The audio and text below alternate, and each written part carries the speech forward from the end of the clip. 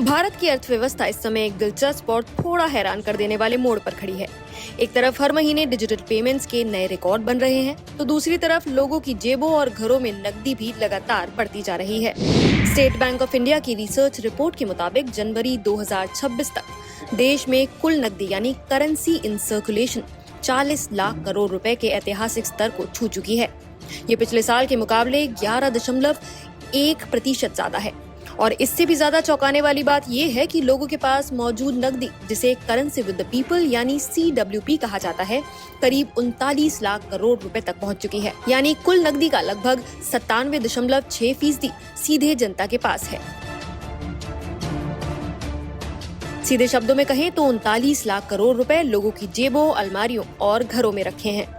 ये तस्वीर इसलिए भी हैरान करती है क्योंकि भारत को आज डिजिटल इंडिया के तौर पर देखा जाता है।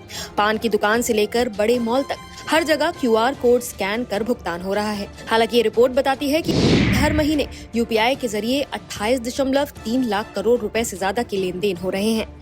ये रकम देश में कुल नकदी के करीब 70% के बराबर है। आमतौर पर माना जाता है कि जैसे जैसे डिजिटल ट्रांजैक्शंस बढ़ेंगे, नकदी की जरूरत घटेगी। लेकिन भारत में कहानी उल्टी दिख रही है। डिजिटल भी बढ़ रहा है और कैश भी। हालांकि एक राहत की बात यह है कि कैश टू GDP अनुपात 14.4% से घटकर 11% हो गया है।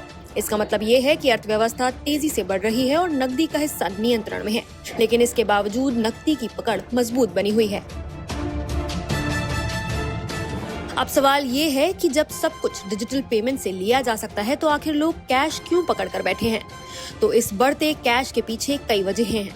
पहली, छोटे व्यापारियों की चिंता। जुलाई 2025 में कर्नाटक के करीब 18,000 छोटे व्यापारियों को उनके UPI ट्रांजैक्शन के आधार पर GST नोटिस मिलने की खबर सामने आई थी। इसके बाद कई व्यापारियों ने डिजिटल पेमेंट लेने से परहेज करना शुरू कर दिया और ग्राहकों से नकद भुगतान की मांग करने लगे। इसका सीधा असर ATM से निकासी पर पड़ा। रिपोर्ट के मुताबिक कर्नाटक में हर महीने ATM से लगभग 37 करोड़ रुपए की निकासी बढ़ी। दूसरा बड़ा कारण है कम ब्याज दरें। तो बैंकों में जमा कैश पर ब्याज दरें बहुत आकर्षक नहीं है। ऐसे में खासकर ग्रामीण इलाकों में कई लोगों को लगता है कि पैसा बैंक में रखने से बेहतर है कि नकद अपने पास रखा जाए। तीसरी बड़ी वजह है भरोसे का सवाल।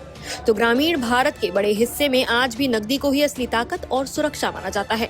डिजिटल पेमेंट पर भरोसा बड़ा है, लेकिन पूरी तरह से नहीं।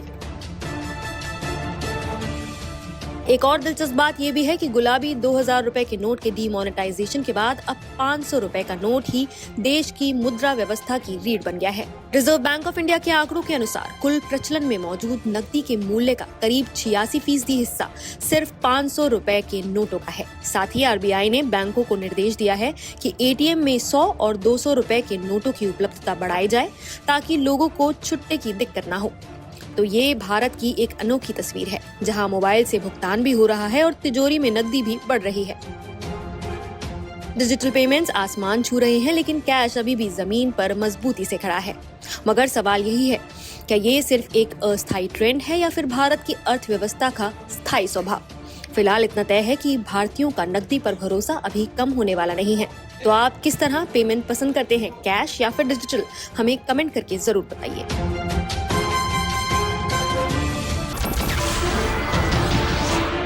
नमस्कार, मैं हूं मानक गुप्ता। अगर आपको हमारा ये वीडियो पसंद आया हो तो इसे लाइक और शेयर जरूर करें। और हाँ, हमें सब्सक्राइब और फॉलो करना ना भूलें, ताकि आप देश और दुनिया की कोई खबर मिस ना करें। तो जुड़े रहिए हमारे साथ और देखते रहिए News 24।